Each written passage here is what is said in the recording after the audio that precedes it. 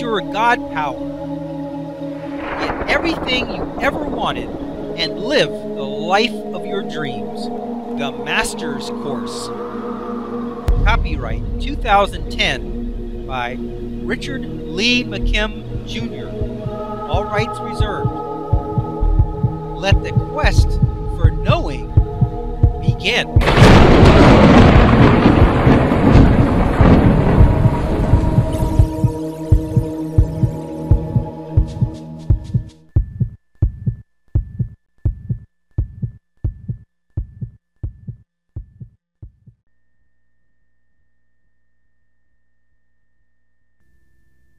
This explanation is continued from the prior segment.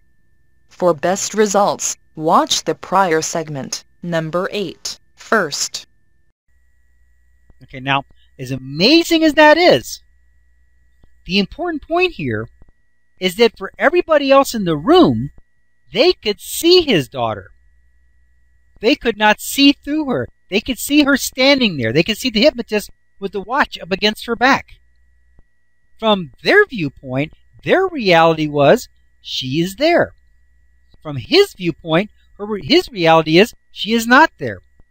Notice that we have two realities that are absolutely, diametrically opposed and opposite. And yet, they exist simultaneously, without any interference with one another. The fact that he cannot see her does not interfere with them seeing her. And the fact that they can see her does not interfere with him not seeing her. Situations can have unlimited number of outcomes. And each outcome, each infinite possible outcome is elicited for each individual person or each individual perceiver according to their reality. You could have 50 people seeing the same exact thing and have 50 different realities that could be anything from completely opposite to the same, existing simultaneously. He could be seeing through her to see the watch. They could be seeing her as she is. Somebody else in the room could think that her hair is red. Somebody else in the room could think that her hair is blonde. Somebody else in the room could think it's somebody else. Somebody else in the room could think there's a door there.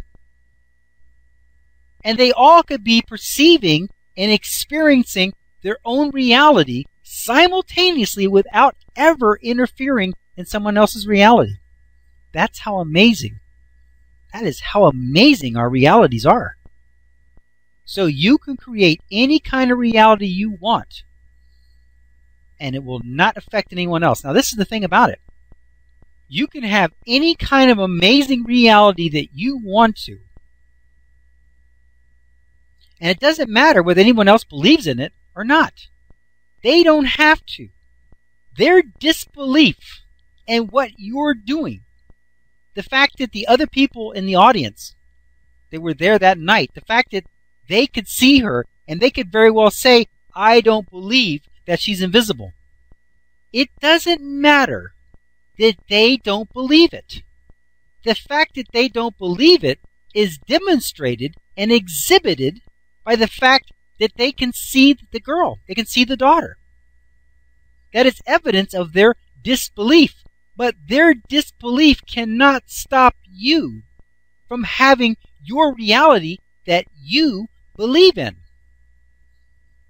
It doesn't matter whether everyone else on the entire planet or throughout the entire universe doesn't believe, doesn't have confidence in what you are doing. It makes no difference. You can do it anyway. You can take a poll of the other X number of billion people on the planet, have them come and observe this situation. You can have it broadcast on the internet. They can all look and say, I see the daughter there.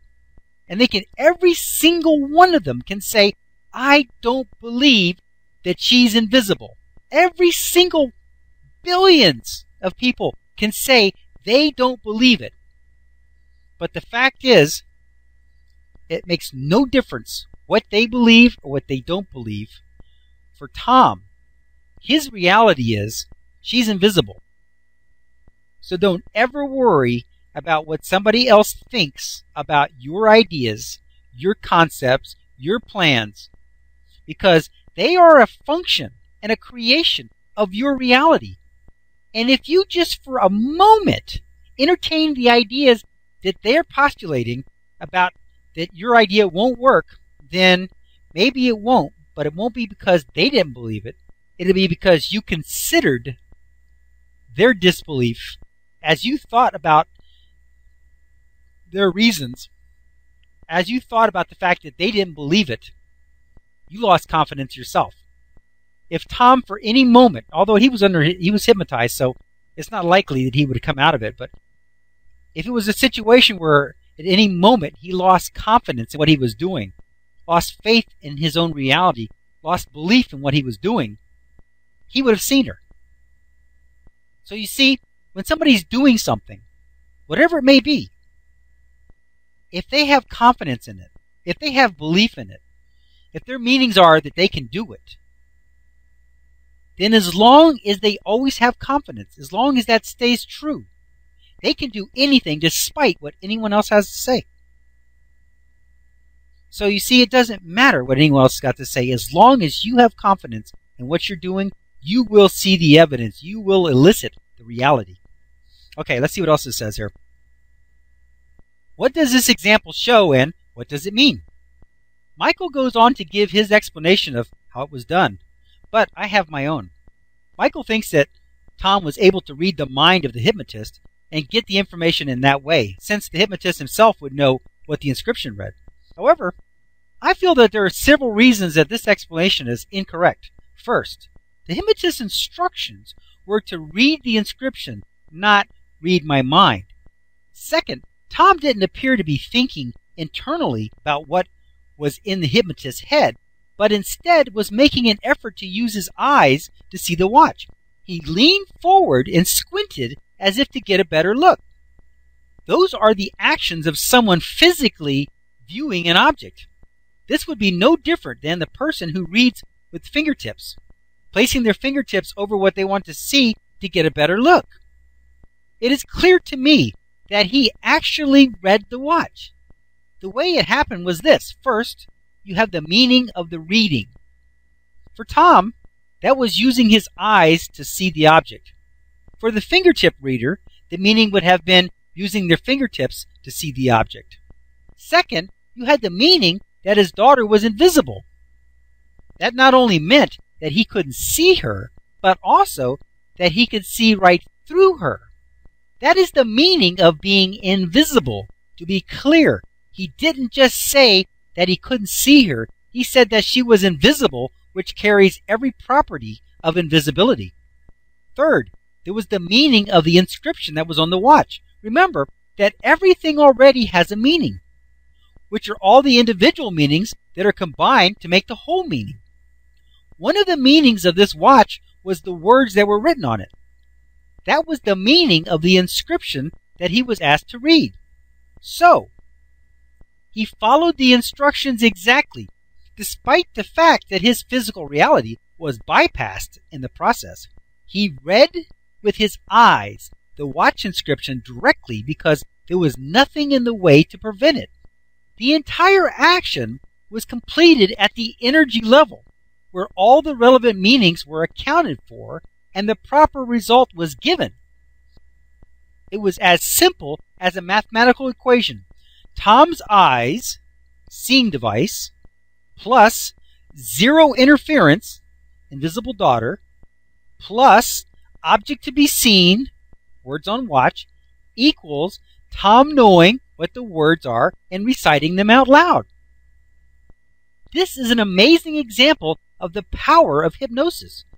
Hypnosis usually involves people doing things that seem as though they are still within reality, even though it is truly another reality which only they are experiencing. However, with this example, we are able to actually see that the person is truly experiencing an altered reality because of the evidence that we are able to witness on the outside. That is a rare gift. What if we had changed this demonstration just a little bit by inserting a single sheet of paper in between the pocket watch and the little girl's back. How would that have affected the outcome? That would now mean that even though the meaning of the daughter was that she was invisible and see-through, if the sheet of paper were inserted, he would not have been able to read the pocket watch. Why? Because the meaning of the paper would have still been that it blocks light and that you cannot see through it.